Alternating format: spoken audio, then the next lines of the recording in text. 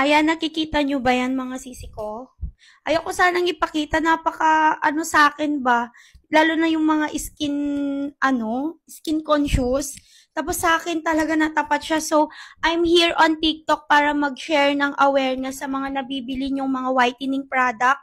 Mas ano talaga, yung i-practice natin na kapag may dumating, skin test muna natin. Na ngayon parang sumink in sa akin yung skin test na yan. Di ba, nasa product naman na mag-skin test muna kung irritated ka, ganyan. So, dapat talaga maging practice natin mag-skin test kasi tignan nyo yung nangyari sa akin mga sisi ko.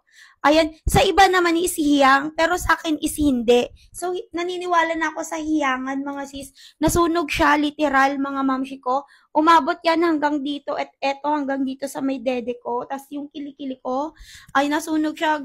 And ngayon, ayoko siyang i-scratch kasi natatakot ako baka magka-stretch mark, magkaroon ng mga sugat, ganyan. So, sobrang katineto, hindi as in yung kahit tulog ka na gusto mong kamutin, mga mamshi ko. So, kapag gabi yon nakakamot ko siya pag nagigising ako. Pero, ay, pinipilit ko talaga siyang wag kamutin, mga sis. Ayan, raising this awareness, mga mamshi. Ayokong ipakita yung leki-leki ko, mga sis. Ayan. Sana maging ano to sa iba, maging eye-opener na wala hindi nawala sa isip ko yung mga skin test na yan. Maging eye-opener sana sa lahat na lalo na yung mga nagpro-promote, please sabihin nyo na i-include nyo sa promotion nyo na mag-skin test ka muna. Number 1 yun mga sis. Ang grabe talaga yung nangyari. Ayan. Nakakaiyak lang talaga.